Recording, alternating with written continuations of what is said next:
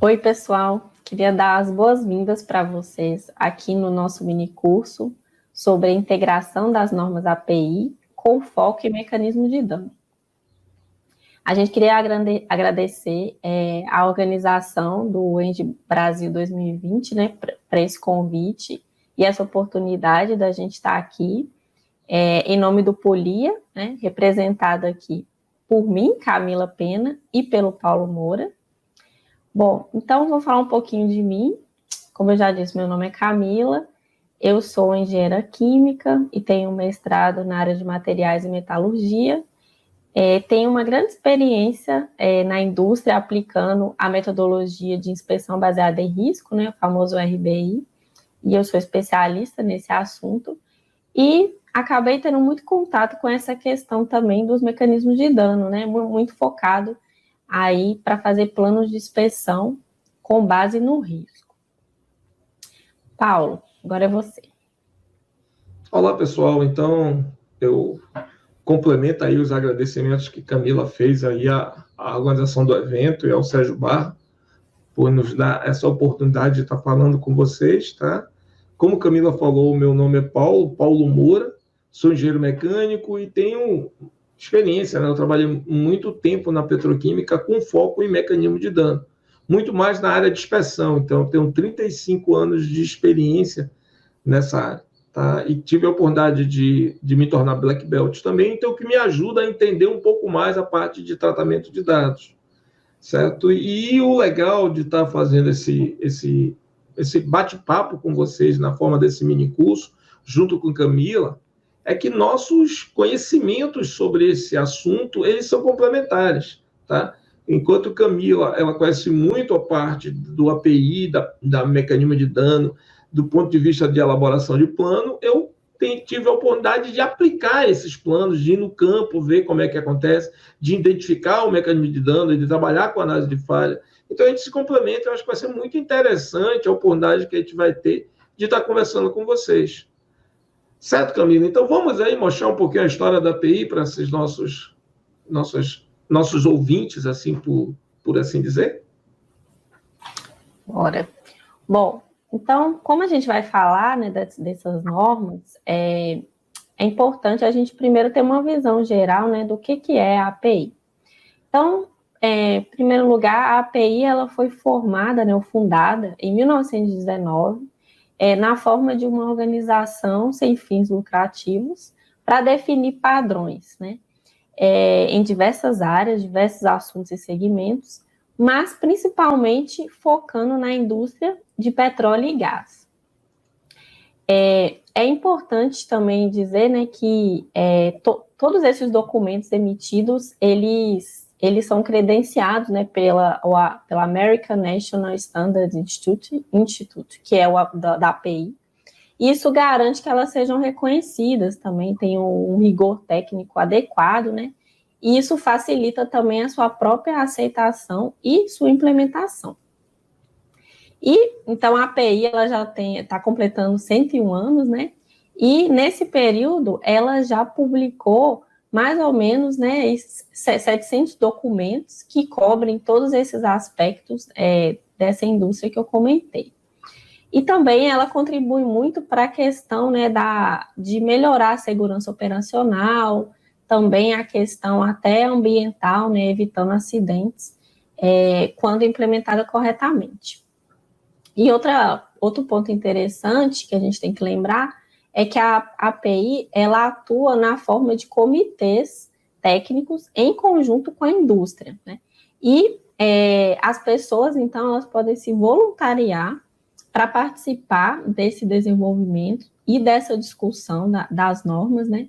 E a gente vai mostrar nesse curso que, devido a esse constante desenvolvimento, a gente tem as revisões, né? Então, várias delas já estão indo aí para a sua segunda, terceira, ou até mais edições, dependendo do assunto. Bom, então, agora eu vou passar para o Paulo, ele vai falar para a gente um pouquinho sobre os documentos em si. Tá, é interessante falar. Primeiro, esse slide ele mostra como a API classifica os documentos que ela emite, certo? Então, você vê aí que o slide está mostrando que existem 4 tipos ou 4 categorias de documento. Né? Nesse primeiro quadrante verde aí, está mostrando a categoria que a API chama de especificações, que é basicamente a ideia aí é facilitar a comunicação entre compradores, fabricantes e fornecedores de serviço. Então, esse é um tipo de documento que a API emite. O outro tipo de documento que a API emite, está mostrando nesse quadrante azul, que são as práticas recomendadas. E aí, basicamente, eu tenho aí boas práticas de engenharia, certo? Que ajuda, na verdade, nas tomadas de decisão, que contribui para uma determinada metodologia ser aplicada, certo? Existe também, naquele quadrante mais alto lá, o vermelho, o tipo de documento que são as normas ou os padrões. E aí, a API, na verdade, o que é que ela pega? Ela pega ou especificações ou práticas recomendadas e transforma em padrões, certo? Normativo. E, por fim, tem uma categoria de documento chamado relatório técnico ou boletim, que aí, na verdade, são informações mais simplificadas, normalmente emitidas anualmente, ou seja, toda vez que a API tem uma informação importante, ela divulga isso, ela junta essas informações e divulga isso na forma de boletim, que são expedidos anualmente. Essas 4 categorias são muito interessantes, certo? Apesar de que nesse curso a gente vai estar tratando, normalmente quando a gente fala de um documento API, a gente chama de norma API. Então, a gente fez questão de trazer essas 4 categorias, porque necessariamente você não está manuseando uma norma API. Você pode estar manuseando uma recomendação prática, como é o que vai acontecer nos 4 documentos que nós vamos tratar aqui nesse nosso bate-papo. Todos eles são recomendações práticas. Mas você vê que a gente chamou lá de título Integração de Normas API. E nós fizemos isso propositalmente, para chamar a atenção, tá, que no Brasil, qualquer documento API tem igualdade, ou seja, não tem, por exemplo, no Brasil, a API é uma norma internacional. Então, nos Estados Unidos, se você fala de norma, tá, padrão, então ele pode ter força de lei. No Brasil, não. Então, qualquer um desses documentos no Brasil são chamados de documentos API, então a gente chamou de norma aí só para chamar a atenção de vocês sobre isso. E recomendamos que, quando você estiver lendo um documento, você vai ler, por exemplo, eu tenho um documento API sobre projeto de vasos, sobre tubulações. Então, está escrito lá, Code API. Então, é um padrão. Não, eu tenho uma recomendação prática, que é as que a gente vai falar, a 571, a 581, a 584, certo? Então, todos esses são recomendações práticas. Então, a gente só está chamando a atenção que existe essa classificação pela API, mas no Brasil a gente chama tudo de documento por causa disso que a gente acabou de falar. Certo, Camila? Certo. Bom, continuando aqui, vou mostrar então uma linha do tempo, né, da API e como a gente ver melhor como esse desenvolvimento, né, ou essa evolução foi sendo feita. Então, primeiro, como eu já disse, lá em 1919 a gente teve a fundação, né, do órgão mesmo da API. Em seguida, em 1923, a gente teve a formação do Departamento de Normas, sendo que a primeira norma foi publicada um ano depois, em 1924, e ela era uma norma específica, né, para perfuração de petróleo. Depois, como um grande marco, a gente tem em 1958, onde a gente teve o Código de Inspeção de Vasos de Pressão, né, o API 510, que está aí até hoje, mas ele foi um dos primeiros, né, que surgiram e devido à sua importância, né, até hoje também, é bem relevante falar. Em 1990, a gente teve o Código de Inspeção de Tubulações, né, então a gente vê aí, olha o tempo, né, que demorou entre vaso de pressão e tubulação ter um código, né? Que é o API RP574. E aqui, frisando o que o Paulo falou, olha que interessante. O API 510, ele é considerado uma norma, né? Ou um standard, ou um código. né? E por isso ele chama API 510.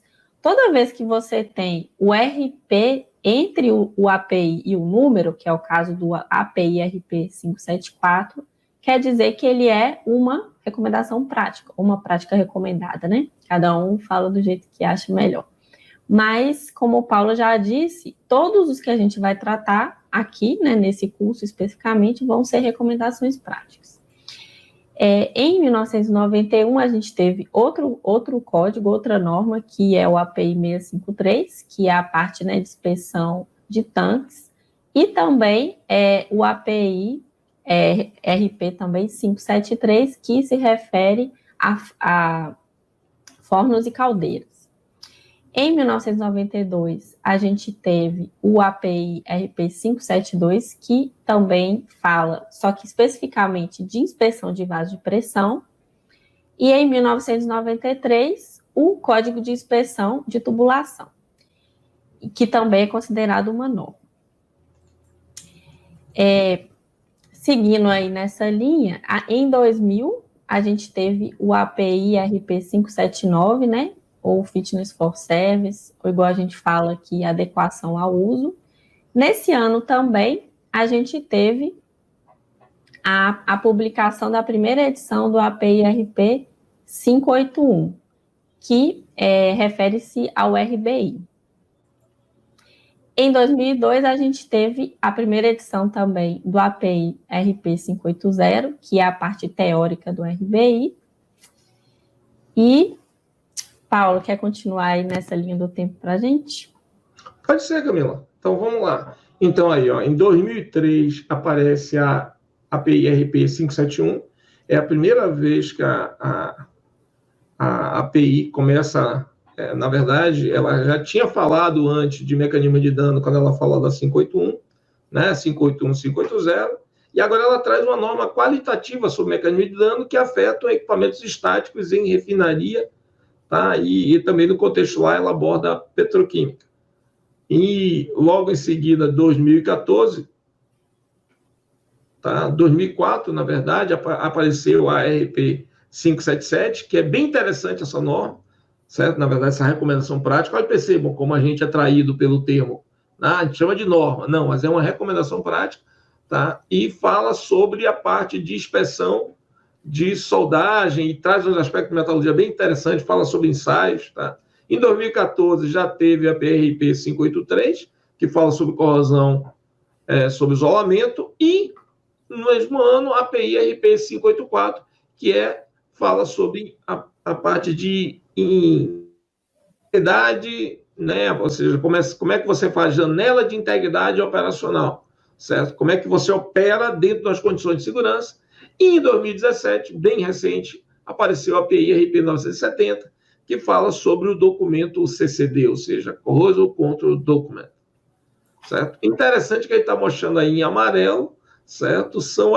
Basicamente, são os documentos que a gente vai estar meio que falando da integração desse minicurso. Nós optamos por esses documentos porque eles dão uma visão muito boa do que tem de mais novo da parte de gestão de ativos, que é o Programa de Integridade Mecânica com foco em mecanismo de dano. E essas normas se integram nisso, tá? Então, como a gente está mostrando aqui, tá? As 4, né, na verdade, as 5 normas, né, elas se juntam nessa integração para ajudar a consolidar o Programa de Integridade Mecânica, ok? Então, é isso que a gente vai estar mostrando para vocês, e a gente vai estar detalhando cada uma dessas, vamos dizer, desses 5 temas, porque a 580 e 581 vai ser abordado como se fosse um tema só, que é a inspeção baseada em risco, ok? Nos vemos daqui a pouquinho. E aí, Camila? Eu só queria acrescentar aqui, então, só para vocês entenderem como que vai funcionar esse curso, né, esse mini curso. Então, aqui a gente, né, deu uma introdução para vocês, uma contextualização, e aí agora a gente vai entrar, como o Paulo já falou também, falando de cada documento, né, nessa ordem aqui. Então, a gente vai ter primeiro o 571, que o Paulo vai falar para a gente, em seguida vai ter o 580 e o 581, que eu vou falar. Depois a gente tem o 584, que também vai ser falado pelo Paulo. E, por último, o 970, que vai ser falado por mim. Olá, pessoal. Estamos iniciando agora nosso mini curso, certo? Quando a gente vai falar sobre integração das normas API com foco em mecanismo de dano. Sejam bem-vindos a esses momentos que a gente vai estar conversando, onde eu e Paulo Moura e Camila Pena vamos estar basicamente discutindo com vocês o nosso entendimento sobre 5 documentos API e como eles se integram, como eu acabei de falar, com foco em mecanismo de dano. Para falar em mecanismo de dano, é interessante eu começar a falar sobre uma planta industrial. Porque esse documento, inicialmente, que a gente vai começar a falar aqui agora, que é um documento da API, o API RP 571, é um documento que foca em mecanismos de danos de equipamentos estáticos de uma refinaria ou uma petroquímica, certo? Então vamos mostrar aqui, para já começar a contextualizar, certo, esse tema. Trago aqui a foto, certo, de uma refinaria, certo? Então a gente vê aqui que na verdade a foto é uma petroquímica, mas uma refinaria e uma petroquímica nessa distância são muito parecidas, porque você tem várias unidades industriais, uma unidade de tanque de armazenamento, e aqui acontecem os processamentos dos hidrocarbonetos, que tanto faz ser uma refinaria ou petroquímica, acontece mais ou menos de modo similar, certo? E o que tem de igual, numa petroquímica ou uma refinaria, que faz com que esse documento RP 571 seja complexo?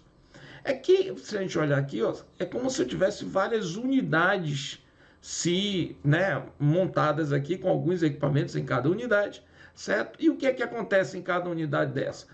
Um determinado processamento que envolve alguns equipamentos, envolve alguns materiais, envolve algumas condições operacionais. E em cada unidade dessa tem um cenário de mecanismo diferente, certo? Em função do fluido, em função das condições operacionais. Então tem também cinéticas de propagação e nucleação dos mecanismos de danos de forma diferente. Então, por isso que esse documento RP 571, que é o documento que a gente vai estar discutindo agora nesse nosso primeiro, abrindo esse mini curso, é muito interessante. Porque ele é um documento que aborda alguns mecanismos de dano. Você vai ver que ele já traz um conceito, por exemplo. A gente vai começar a mostrar aqui também, só para contextualizar, foto de algumas morfologias de mecanismo de dano. Então aqui houve um dano que provocou desgaste, especificamente aqui foi corrosão. Aqui eu tenho trincas, que estão nucleadas na superfície, então trincas superficiais, trincas internas, que são chamadas de trincas embebidas, microtrincas aqui, que podem ser transgranular ou inter, especificamente essas aqui são intergranular, que eu vejo até a desagregação do grão, e por fim, microcavidades. Aqui são só alguns exemplos de morfologias dos mecanismos de dano que esse documento RP 571 fala.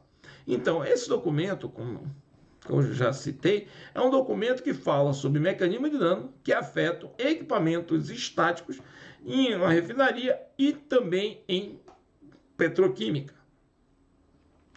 A primeira edição desse documento foi em 2003.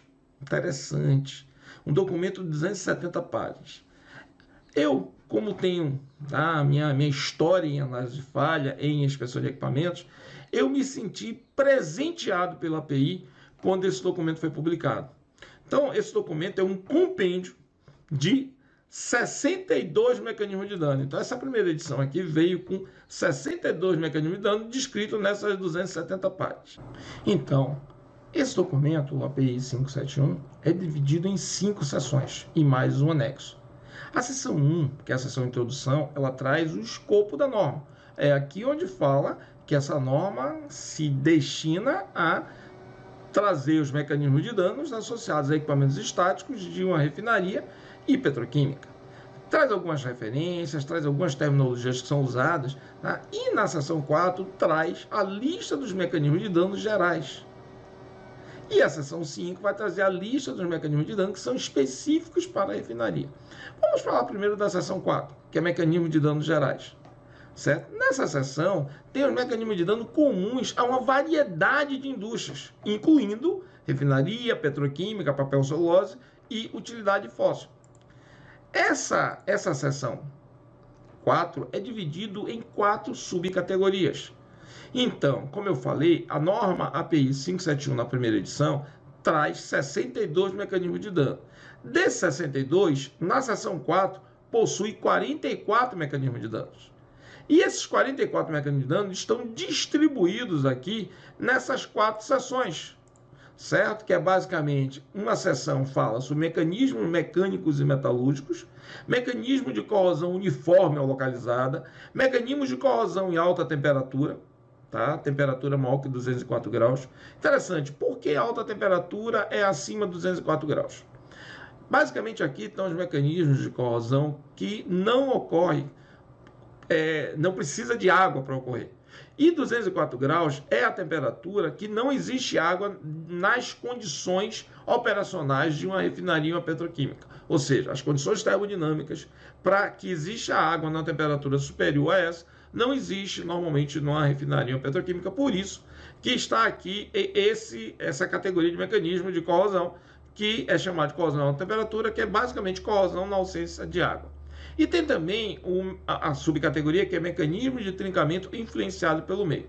Nessas 4 categorias, a API distribuiu os 44 mecanismos de dano, certo? Que foi 19 que são associados a mecanismos mecânicos e metalúrgicos, certo? 12 associados à corrosão uniforme localizada, 7 associados à corrosão em alta temperatura e 6 que são mecanismos de dano, tá, de trincamento influenciado pelo meio. Então, como eu falei, totalizando 44 mecanismos. A seção 5, que é a seção referente a danos específicos de refinaria, certo?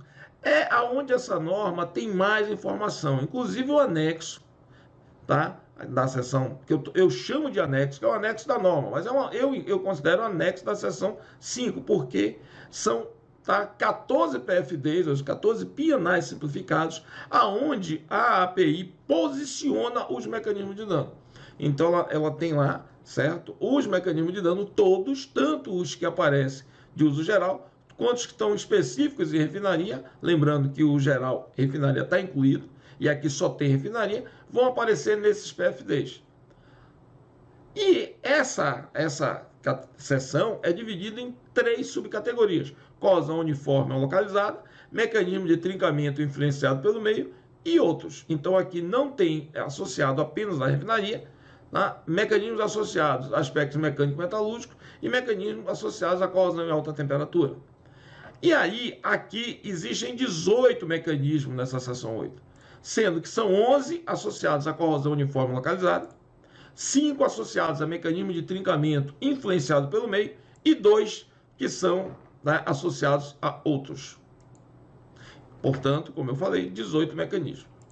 Tá? E aí é interessante, a norma ela tem o texto das 270 páginas que explica os mecanismos e tem, tá, o anexo, que é os 14 PFDs, conforme eu falei. E tem no início desse anexo, que tem os PFDs para identificar os mecanismos de dano, tem uma tabela que mostra os 63 mecanismos aqui, ok? Então vamos olhar aqui, que mostra aqui 63 mecanismos. Mas o interessante é que não tem o mecanismo 26. Então, na primeira edição do API 571 de 2003, existem 62 mecanismos de dano. E aqui tem o PFD, conforme eu falei, tá? A primeira edição do API já traz 14 PFDs, certo? Que mostra aqui um esquema resumido de uma das unidades de uma refinaria, e aonde a API posiciona o número que está naquela tabela que a gente acabou de ver, referente ao mecanismo de dano. E aqui do lado tem uma legenda, ó, certo? Então você não precisa nem olhar a tabela. Então aqui está o sequencial dos mecanismos de dano que aparece aqui. Então 1 aqui é a sulfidação, tá? 3 é CRIP, 5 é trincamento por ácido politiônico. Então ele vai posicionando aqui para em cada lugar aqui os mecanismos de dano. Então aqui nesse forno aqui, por exemplo, está dito que tem 1 sulfidação, 3 fluência, 5 corrosão sob tensão por ácido politiônico e por aí vai. Então, o interessante é que a API faz isso tanto em equipamento quanto em tubulação. Aí, tá? Então isso foi a primeira edição. Quase 7 anos após, a API publica, tá? Em abril de 2011, a segunda edição. Então perceba, como eu falei antes, a primeira edição, que já foi uma grande contribuição da API para nós, né, que trabalhamos com dispersão, com avaliação de integridade, tá? Essas 270 páginas, ela nos brinda agora com um documento mais completo, ou seja, já detalhou mais os mecanismos de dano. E agora já tem 372 páginas. Tá? E o interessante, certo, é que ela pegou e incluiu mais 4 mecanismos de dano. Então, se aqui tinha 62, agora passa a ter 66 mecanismos de dano. Tá? Interessante. Então, vamos lá. A divisão da norma continua a mesma, certo? E ela manteve essa divisão aqui de mecanismos de dano gerais e mecanismos de dano específicos de refinaria. Então, aqui tem todas as indústrias, inclusive a refinaria, e aqui só tem os mecanismos de dano que atuam, que acontece numa refinaria, certo? E aí, a divisão aqui dos mecanismos de dano gerais, já na segunda edição, já houve 2 alterações aqui. Ela manteve primeiro a mesma divisão que tinha antes, a 4 divisão de mecanismo metalúrgico mecânico, corrosão uniforme localizada, corrosão à temperatura e mecanismo de trincamento influenciado pelo meio, certo? Ela manteve essa mesma subcategoria, só que aqui, em mecanismo mecânico e metalúrgico, houve uma alteração, ela incluiu mais um mecanismo. E aqui, em mecanismo de trincamento influenciado pelo meio, ela incluiu mais 2 mecanismos. Então agora passa a ter 20 mecanismos ao invés de 19 e 8 ao invés de 6. Os outros, na parte de corrosão uniforme e na parte de corrosão em alta temperatura, foi mantido. Quais foram esses 3 mecanismos de dano que apareceram aqui na seção 4? Então vamos lá. O primeiro está aqui, ó, que é a parte de ignição espontânea induzida pelo oxigênio, certo? E o outro, os outros 2 que apareceram aqui em mecanismo de trincamento influenciado pelo meio, tá? São basicamente fragilização por etanol e corrosão sob tensão por sulfato. Então são esses 3 mecanismos que apareceram na seção 4. Aí também vem, tá, a seção 5. A seção 5, que ela deu uma melhorada porque ela incluiu mais dois PFDs, 2 PNIs simplificados, com aquela identificação muito legal dos mecanismos de dano, tanto nas tubulações que interligam e quanto os equipamentos. Tá. E aí, essa seção 5 é dividida em apenas duas categorias de mecanismo e uma terceira. Então, na verdade, 3, porque tem outros. Mas aqui só tem 2 mecanismos. Então, vamos lá. Primeira subdivisão, corrosão uniforme localizada. E segunda, mecanismo de trincamento influenciado pelo meio. Então, aqui tinha 11 mecanismos. Ela trouxe mais um, então passou a ter 12 mecanismos. Tá? Mecanismo de trincamento influenciado pelo meio não alterou, era 5, continuou 5, e mecanismo de outros continuam com 2. Tá? Perceba que eu já falei que na seção 4 ela trouxe 3 mecanismos, certo? Agora na seção 5 ela trouxe mais um, então por isso que eu falei que passaram a ter 4 mecanismos a mais, ela saiu de 62 para 66. O interessante, então, tá, vamos ver qual é esse mecanismo a mais que apareceu na seção 5, que é basicamente essa parte aqui de corrosão por ácido orgânico. Tá? E aqui está a tabelinha interessante. A API manteve a mesma tabela da primeira edição, até para facilitar o manuseio. Então, a mesma tabela e os mesmos PFDs. O que muda na tabela e muda nos PFDs? A inclusão de mais 4 mecanismos. Então, passaram a ter 66, certo? Percebam, uma coisa que ela fez interessante. Ela pegou esse mecanismo aqui, tá? Que era um mecanismo... Aqui, ó, vamos ver aqui, certo? Ela pegou o mecanismo aqui, ó, o mecanismo 26, que não tinha, tá? Antes, na primeira edição, era o 61, tá? Então, ela transferiu para cá, para poder introduzir esses 4 aqui. Então, ela deslocou, então, ela relocou, tá? Então, o Steam Blunt, que era antes do número 61, passou a ser o número 26, e ela introduziu aqui os 4 mecanismos, tá? Que vieram acrescentar. Então, agora ela passou a ter 66 mecanismos completos, com nenhuma ausência, tá? Ela corrigiu o erro aqui da 33, que vinha para cá, então ela corrigiu a tabela está toda certinha, certo? E aí agora tem 66 mecanismos. E aqui está os PFDs. Ela trouxe nessa segunda edição mais 2 PFDs aqui embaixo. Então esses 2 PFDs são novos aqui, tá? O Wisbreaker, né? E o Caustic Trading. Então essas 2 unidades aqui foram incluídas, certo? E ela manteve o mesmo padrão. Então aqui perceba que eu estou aqui, tá? E ela fez, pegar em cada equipamento, ela introduziu, por exemplo, o mecanismo 66 foi um mecanismo que apareceu nessa edição, que já aparece aqui atualizado. Então é isso que foi a segunda edição, certo? Só que a API não parou aí. Passaram-se mais quase 9 anos e a API criou a terceira edição, tá? A edição que foi publicada agora em março de 2020. Tá? Então, em março de 2020 apareceu a terceira edição, que é mais ou menos 9 anos de 2011, certo? Muito legal. E aí, perceba que eu não tenho agora um grande incremento de páginas. Então, aqui houve um incremento, tá? Houve realmente um ajuste no texto, mas aqui agora o texto ajustou muito pouco. Mas houve algumas modificações interessantes, porque antes tinha uma certa confusão naquela divisão de capítulos. Antes eu tinha os mecanismos de dano dividido em 2 capítulos, gerais e mecanismos de dano específicos para a refinaria. O que é que acontece? No escopo aqui, certo? A API mudou o texto. Ela antes dizia que o escopo da norma era equipamentos estáticos de refinaria e petroquímica. Agora não. Ela diz que é equipamentos estáticos de refinaria, mas que pode ser aplicado em petroquímica desde que tenha as validações necessárias. Então agora não existe mais a preocupação de dividir. Todos os mecanismos de dano aqui têm o olhar de refinaria. Pode ser aplicado em petroquímica ou em qualquer outra indústria, de acordo com a visão do usuário, mas passa a ser a responsabilidade do usuário a adequação do que está escrito no texto desse documento para que seja aplicado. Ok? E aqui manteve aqui os PFDs, não mudou nada, continua os 16. Ok? Aqui eu vou mostrar o índice da primeira edição, tá? Só para mostrar como ficou legal a evolução. Então aqui estava aqui a divisão do capítulo 4, a numeração de páginas era por seção ou por capítulo. Na segunda edição, a mesma coisa. Então perceba que a segunda edição era basicamente do mesmo jeito, então tinha o capítulo 4 e o capítulo 5, e a numeração de páginas era por capítulo. Agora, na terceira edição, olha que legal, a terceira edição ficou mais simples. Primeiro, o capítulo 3 passou a ser mecanismo de dano. E a ordenação do mecanismo de dano passou a ser alfanumérica, que antes não era. Você fala, como é que eu posicionava antes?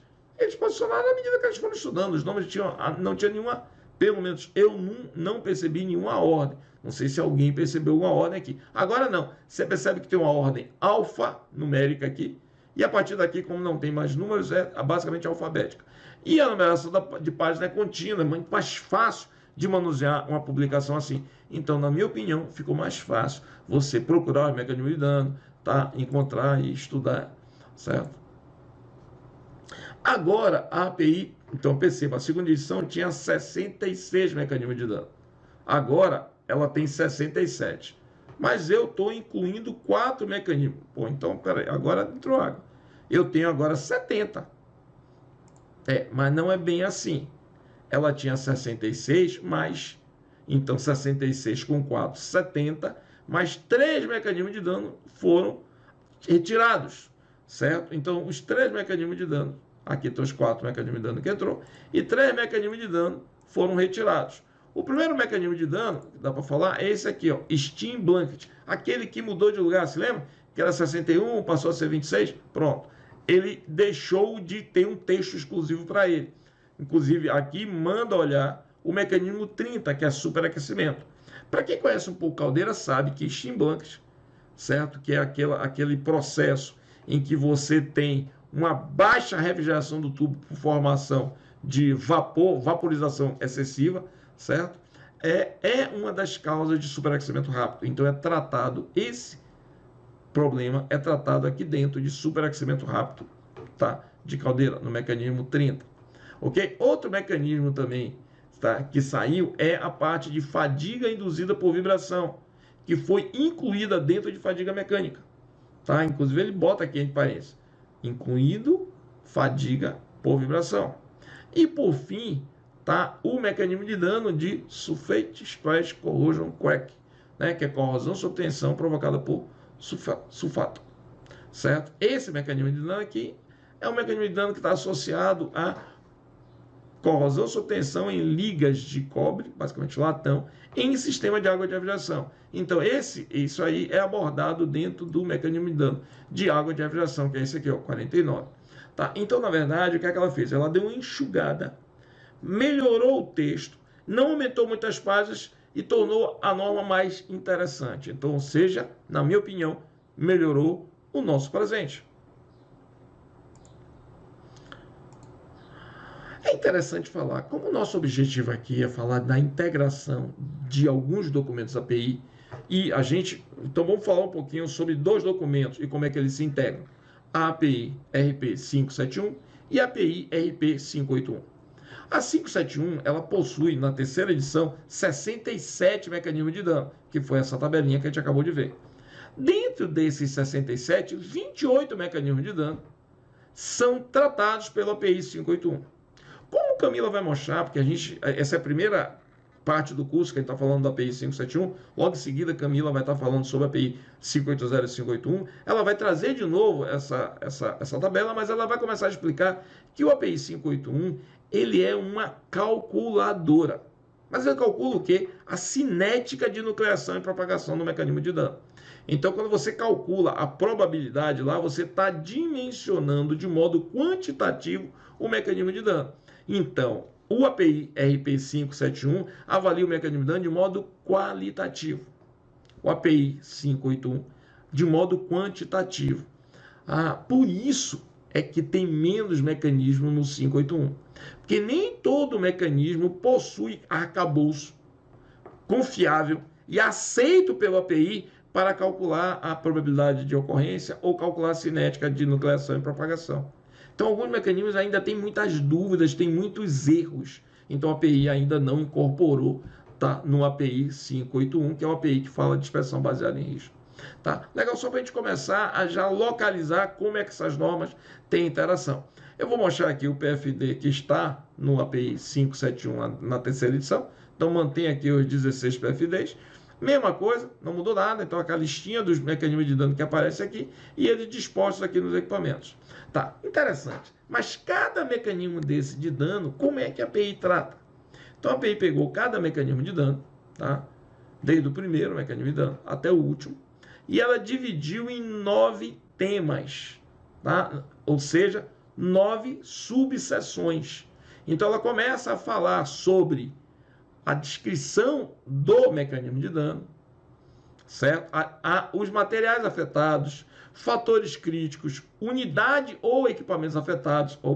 Aqui é basicamente fala daqueles PFDs, daquelas unidades das refinarias. Fala sobre morfologia. Fala sobre prevenção ou mitigação, inspeção e monitoramento. Fala sobre mecanismos relacionados e fala sobre referência.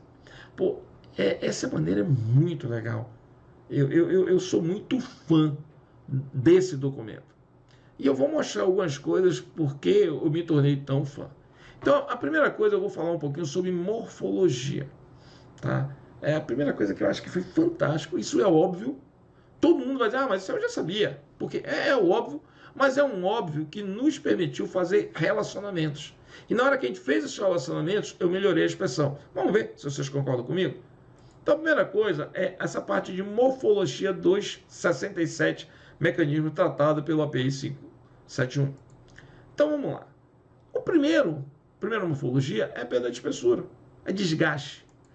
Eu tenho também trincas superficiais, trincas internas, que são chamadas, tá, de trincas embebidas, formação de microcavidades ou microvazios, tá, microtrincas, alterações estruturais, alterações dimensionais, alterações de propriedade, tá, alterações, em polamento e alterações de propriedade, para ficar na ordem que está aí, para ficar bonitinho. Então, esses aqui são as morfologias dos mecanismos de dano que estão listados no API. E cada mecanismo de dano pode apresentar uma morfologia ou algumas, que a depender de como seja o mecanismo de dano, eu posso apresentar alteração de propriedade trinca, alteração dimensional, alteração de propriedade e trinca, certo? Eu posso ter trinca superficial e trinca embebida, ou seja, necessariamente não tem uma morfologia só. Interessante. Então, quando eu olho, aí o que é que eu fiz? Eu peguei lá os mecanismos, lá, listei alguns aqui, só para a gente ver como é que faz, e está aqui, ó. Erosão, cavitação, desgaste, é basicamente afinamento, perda de espessura. Fadiga. Quando você fala só fadiga e não fala mais nada, você normalmente está falando de fadiga mecânica.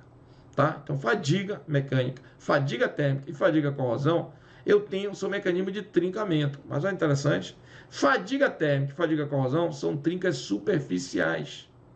Fadiga mecânica, eu posso ter trinca embebida. Olha que legal. Então, eu já começo aí a me localizar. Pensando na morfologia, eu já consigo começar a separar o mecanismo e a causa. Porque dizer que é fadiga, não interessa se é fadiga mecânica ou fadiga térmica. As marcas de praia são muito parecidas. Mas interessa a origem que gerou as solicitações cíclicas que provocou a fadiga. Então, essa morfologia já me permite identificar isso.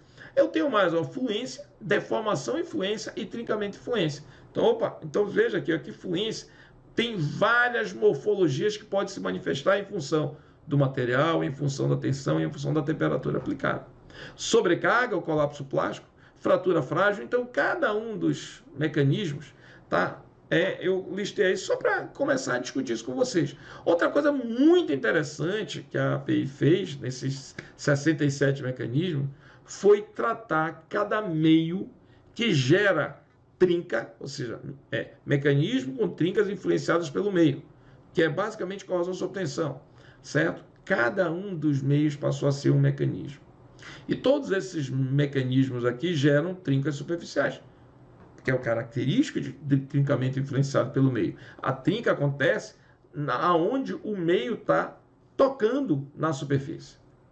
E o legal, quando ela dividiu o meio como mecanismo, é porque a explicação do fenômeno que nucleou e propagou trinca da amônia não é igual ao do cloreto, não é igual a do ácido politiônico, são diferentes. Então, os fatores críticos, as características, os cenários são diferentes. Então, a divisão por mecanismo de cada um desses meios, para mim, foi bem legal. Tá? E aí tem outros, tá?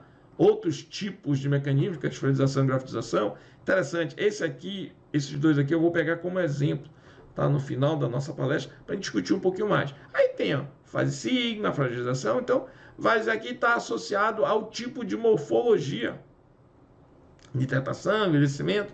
Então, isso é interessante. Tá, mas Paulo, você falou que isso é muito interessante, eu também concordo.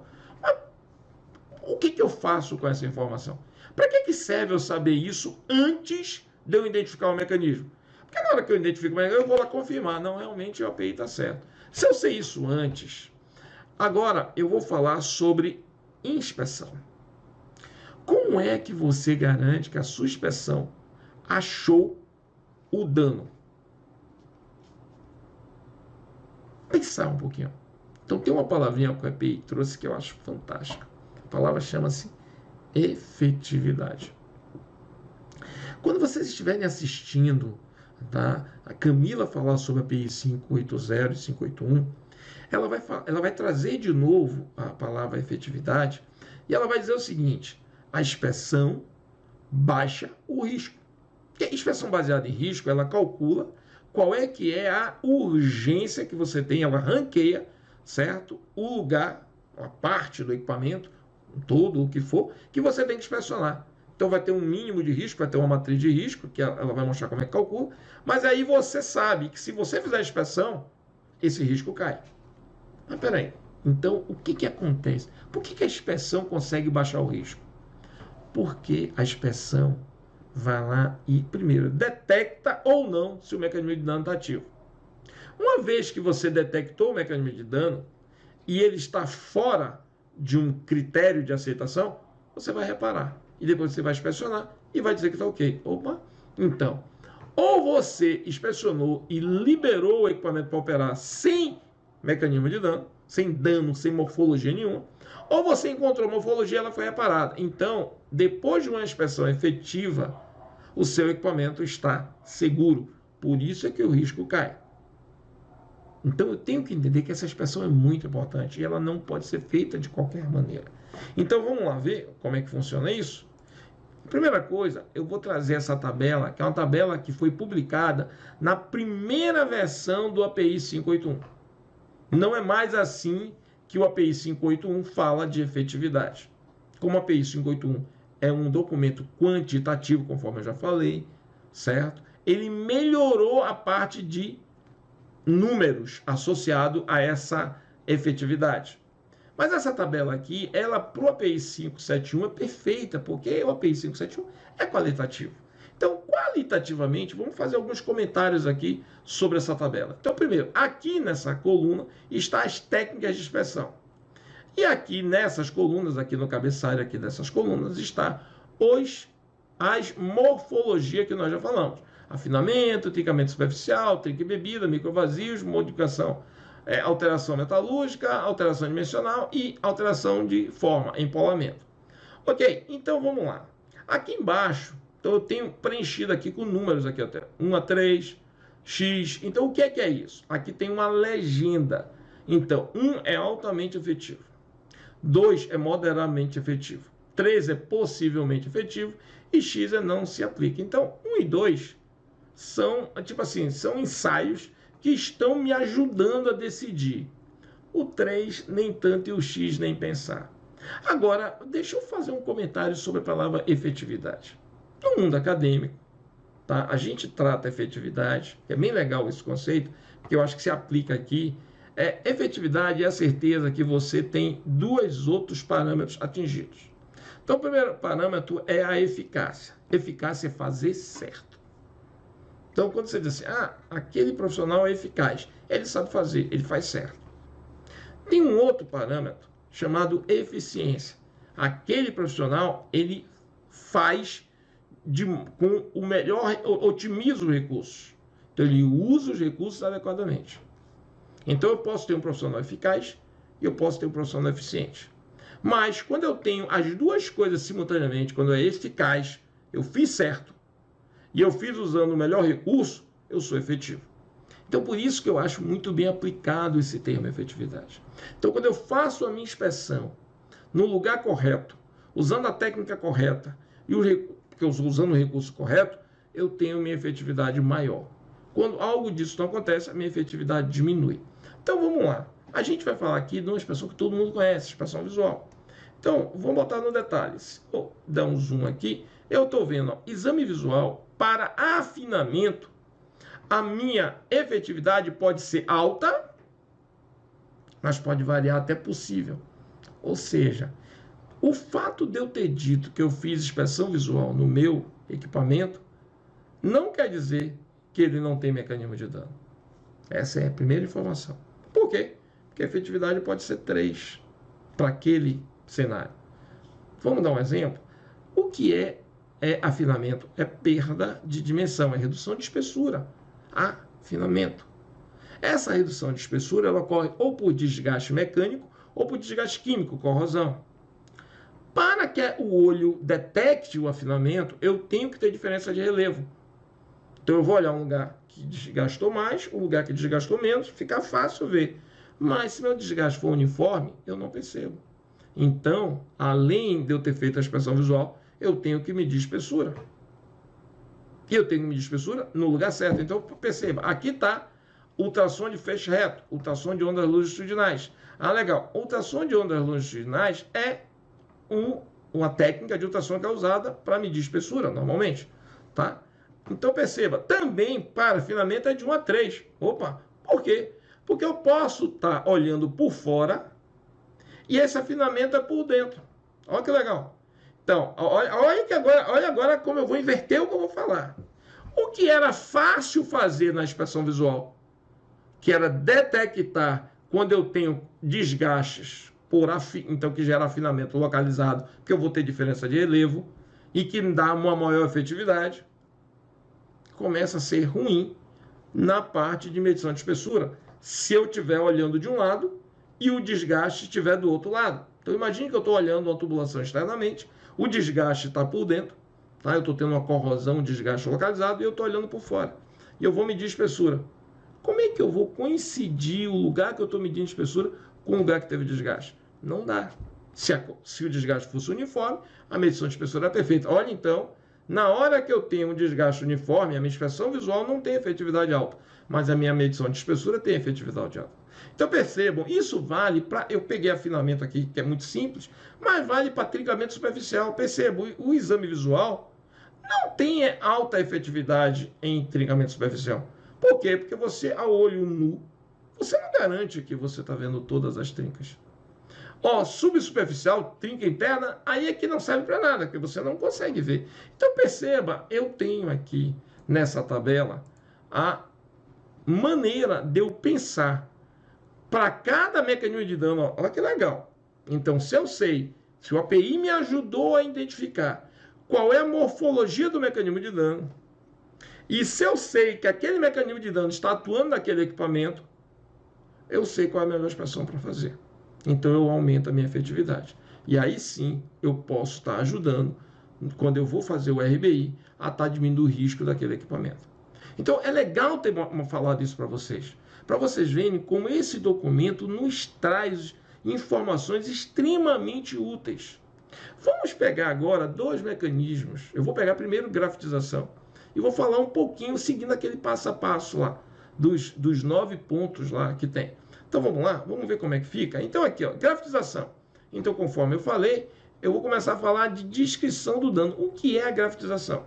Então, segundo a API, grafitização é uma mudança na microestrutura que certos aços carbono e aço meio molibdênio. Opa, então eu já falei duas coisas aqui. Eu já falei o que é uma mudança microestrutural, e já falei qual é o material que afeta. Qual é o material? Aço carbono e aço que tem uma adição de 0,5% de molibdênio.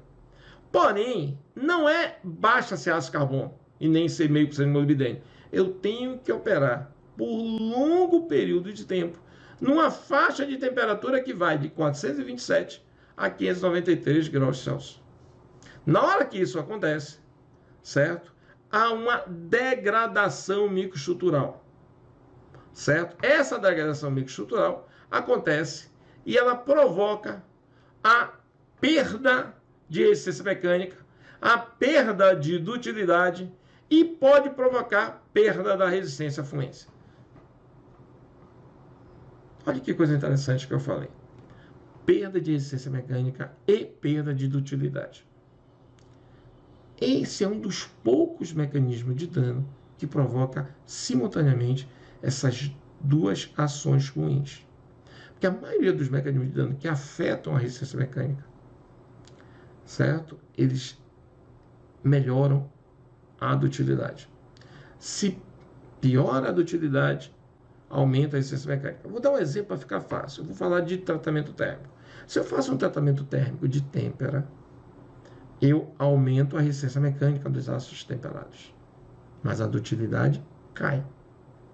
Se eu faço um tratamento térmico de globalização, tá? Extrudização da perlita, tá? A resistência mecânica cai, mas a dutilidade aumenta. Essas duas propriedades, elas normalmente estão se equilibrando.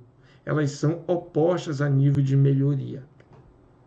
A grafitização é um mecanismo tão preocupante que ela simultaneamente provoca a redução das duas propriedades e ainda pode provocar redução na resistência à fluência. Então vamos lá, vamos ver umas coisas, tá acabando. Ó. Em temperaturas elevadas, o carboneto de ferro, tá? A cementita instável, se decompõe em nódulos de grafite. Essa decomposição é que é chamada de grafitização. Então, vamos ver aqui, né, a foto de uma micrografia. Então, aqui está a minha perlita bonitinha, certo? Quando eu opero nessa faixa de temperatura de 427 a 593 graus Celsius, essa perlita, que é composta de lamela de cementita e lamela de ferrita, a cementita se quebra, o Fe3C se quebra, e o ferro continua no reticulado, e o C, que é o carbono, se combina com o carbono e forma nódulos de grafite. Isso é grafitização. Vamos entender os fatores críticos. O API aborda agora num tema chamado fatores críticos, os fatores que influenciam essa degradação. Então vamos lá. O que é que eu tenho aqui? Fatores mais importantes que afetam a grafitização são a composição química, as tensões, a temperatura e o tempo de exposição. A composição química é muito importante. Tá? As tensões são importantes porque a gente está falando, esse é o mecanismo de trincamento. E é um mecanismo que está associado à temperatura e tempo. Então a temperatura é talvez o fator mais importante. Composição química, tensões são, vamos dizer assim, influenciadores. Mas quem define a ocorrência da gravitação é a temperatura. E eu não podia deixar de dizer a composição, porque a gente viu que aços que tenham aço carbono ou aço com 0,5% de molibdênio são os materiais mais afetados.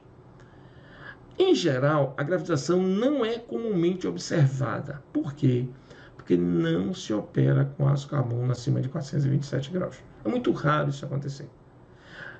E para complicar ainda mais esse mecanismo, alguns materiais são mais susceptíveis à gravitação e outros menos.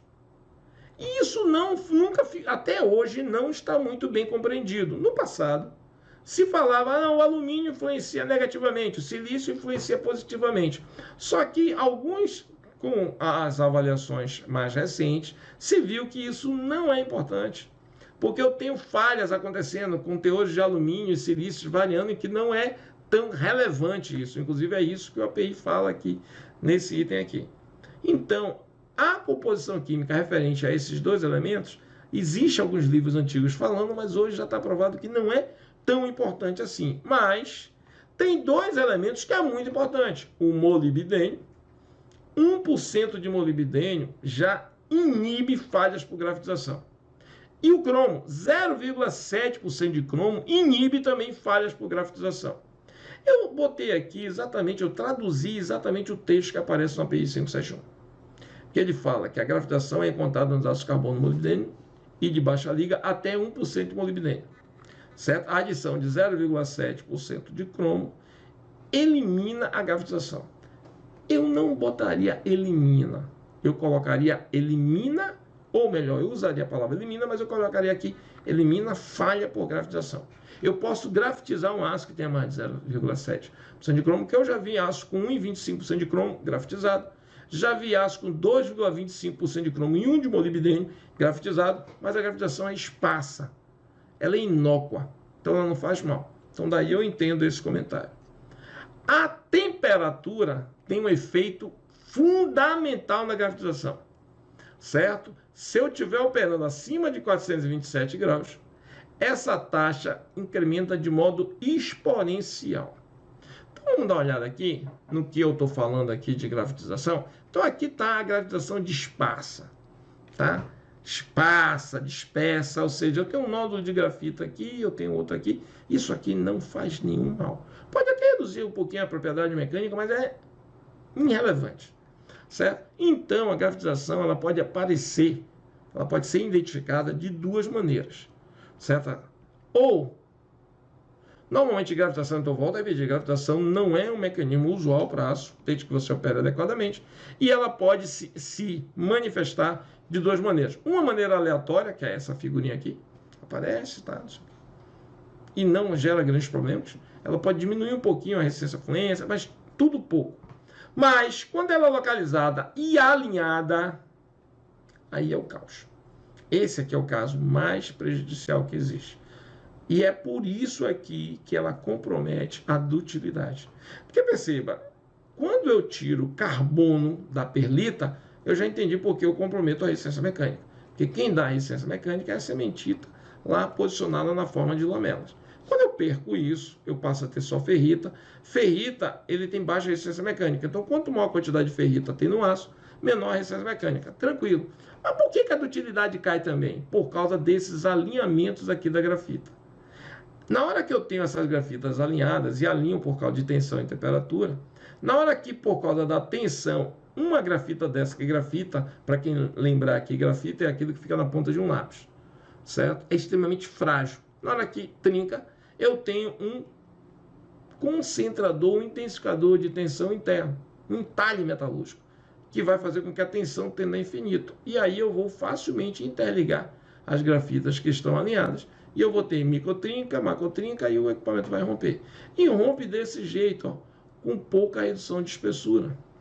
Ó, a trinca atingiu toda a seção e você não vê nenhuma deformação plástica. Esse é o problema da grafitização. E a grafitização é um mecanismo que pode ocorrer, tá? Tipo assim, quando trinca, já foi. E normalmente as trincas são frágeis. Então eu não posso detectar ela por ensaios para buscar trinca superficial ou trinca embebida. Eu tenho que fazer a avaliação metalúrgica.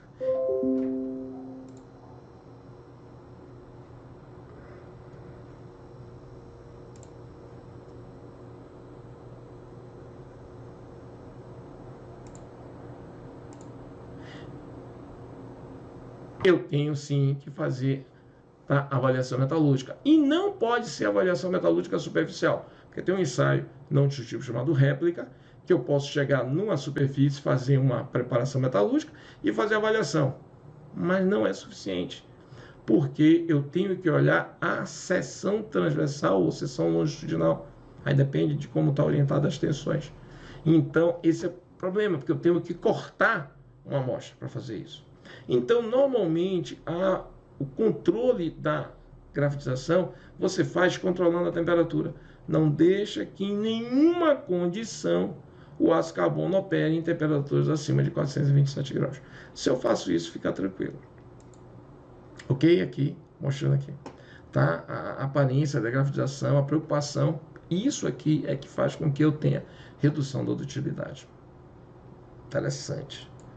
Agora, uma coisa que nós, do mundo acadêmico, valorizamos muito, e os engenheiros, os técnicos de chão de fábrica, não sei se valorizam tanto, eu digo isso porque eu há pouco tempo atrás, eu era um técnico, engenheiro de aplicação, e durante algum tempo depois eu virei as duas coisas, eu fui para o mundo acadêmico e virei uma pessoa de campo, de aplicação, e um profissional da educação. Hoje eu estou muito mais na educação. Então, vamos só pensar. Isso aqui são as referências que foram usadas para publicar, tá, o texto referente ao mecanismo de dano, grafitização, que está no item 3.34 da API 571, terceira edição. O que é as referências? São as informações que fundamentaram o texto que foi escrito. Mas fundamentou baseado em um filtro. Eu peguei parte do texto que estava associado ao contexto do texto que eu estou escrevendo e coloquei lá. E referendei. Por que é importante para nós olharmos também as referências, além de olhar o texto do API 571? Porque às vezes eu estou avaliando um contexto que o API 571 não traz as informações mais importantes para me ajudar, porque o contexto que eu estou avaliando, por exemplo, de grafitização, não é o mesmo contexto que norteou aos profissionais que escreveram o texto, que buscaram partes das referências e colocaram lá. Então a referência pode ter alguma coisa a mais, um plus, que me ajude a entender melhor o meu mecanismo. Por isso que eu considero um outro presente as referências bibliográficas que estão no fim de cada mecanismo de dano. Olha que coisa interessante. Grafitização aqui, por exemplo, tem 10 referências que dá para olhar e ver o que eu posso ter de informação a mais para me ajudar a decidir. E é muito interessante falar isso, principalmente na terceira edição. Porque a terceira edição, no escopo, ela fala é para ser usado em refinaria, mas pode ser usado em petroquímica, desde que algum profissional capacitado valide. Então essas referências podem ajudar bastante a você olhar em outra visão não só de refinaria, por exemplo, foi quem que norteou aquele texto.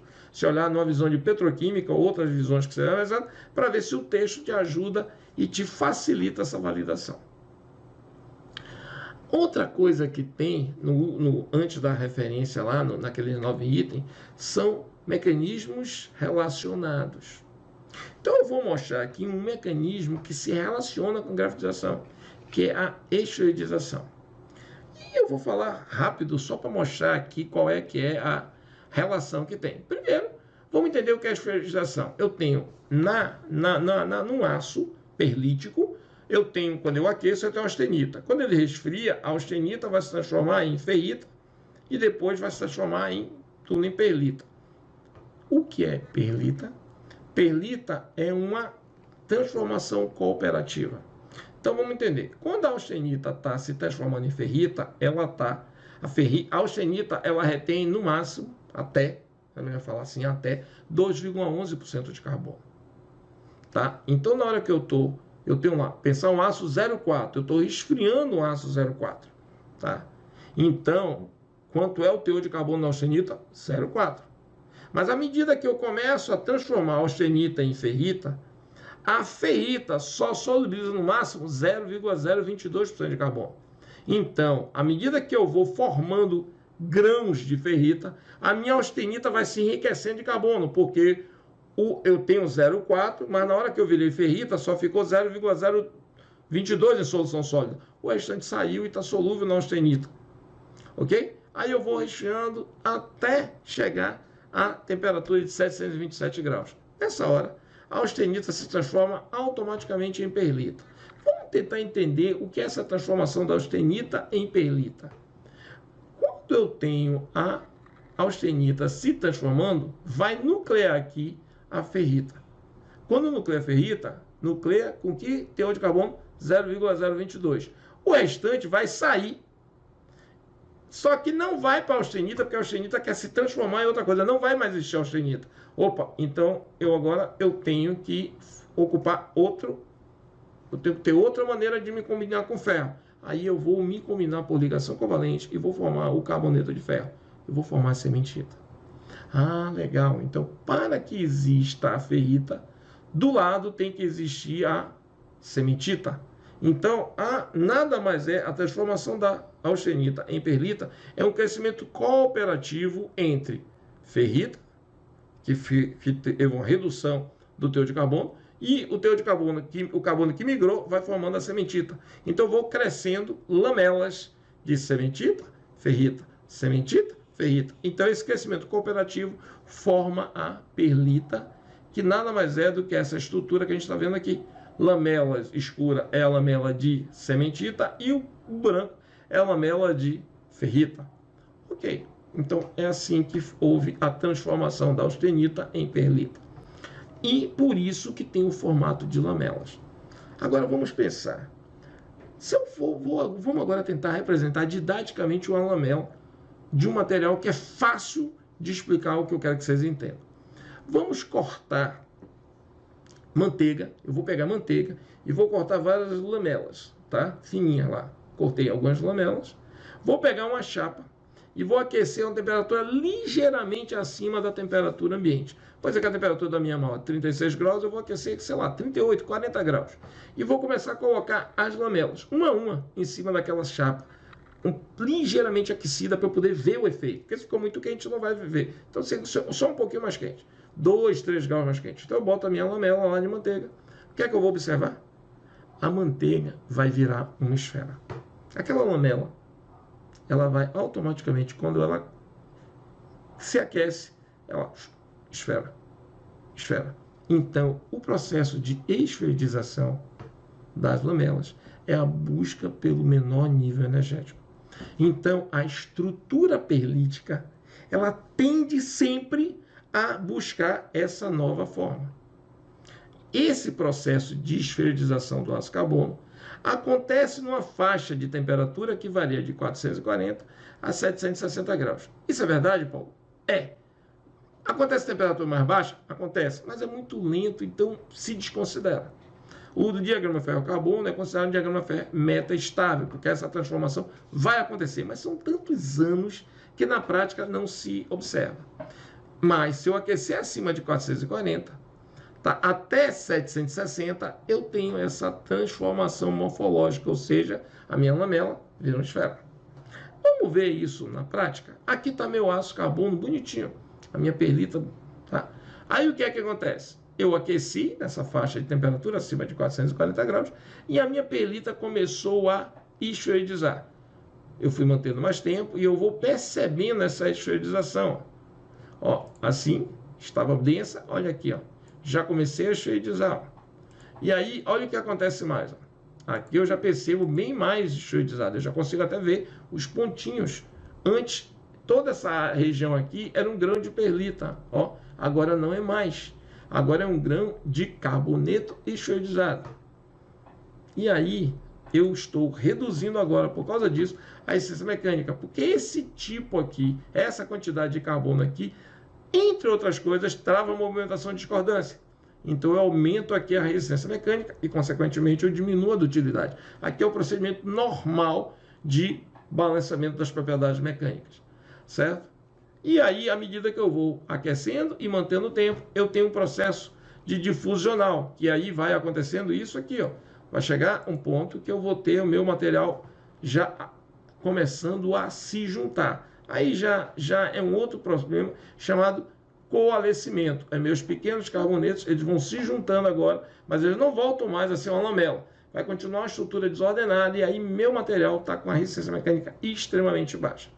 Esse é o mecanismo de dano chamado esferoidização, certo? E ele concorre com a grafitização porque ambos são modificações da cementita em função da temperatura e do tempo. Então dá para dizer que esses mecanismos são concorrentes. São concorrentes, Paulo? São. Aqui, ó, um exemplo. Eu tenho uma chapa, certo? Que eu tirei uma amostra e eu aqueci na faixa de temperatura que pode ocorrer os dois mecanismos. Então vou observar a esferoidização. E com o passar do tempo eu começo a observar esferoidização, continuo observando, e eu começo a observar grafitização.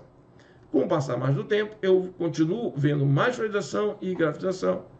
E aí eu venho mais grafitização. Então vai acontecendo os dois mecanismos simultaneamente. Esses dois mecanismos, eles se contrapõem, eles concorrem, eles acontecem simultaneamente. Eu preciso de mais energia para esferoidizar. Esferoidizar é mudança da forma. Grafitização é quebrar a cementita e o carbono fica livre se combinar com outro carbono e formar a grafita. Então aqui está mostrando um gráfico que esses dois mecanismos estão acontecendo. Então eu vejo, se eu aquecer em temperaturas maiores, num tempo menor eu esferoidizo. Se eu aquecer em temperatura menor, num tempo maior eu grafitizo. Então nesse eixo é tempo, nesse eixo é temperatura. Ok? Então aqui eu estou mostrando como essa maneira de abordar é interessante, ou seja, o API nos traz o conceito de que existem mecanismos relacionados. Ok? Essas figuras, essas micros que eu botei aqui, nenhuma delas está no API. Tá? E por que eu estou falando isso para vocês agora? Porque é só para mostrar para vocês que eu preciso, quando eu estiver lendo a API, eu preciso ter alguns conhecimentos prévios, API 571, de mecanismo de dano, mas não do mecanismo em si, mas de ciência de materiais, de ensaio mecânico, para me ajudar a entender e contextualizar o problema. Uma vez que eu consiga fazer isso, eu consigo fazer a abordagem correta e eu consigo aplicar os conhecimentos para fazer a inspeção correta e ter a melhor efetividade, que é esse o grande objetivo do API 571. Ok? Muito obrigado.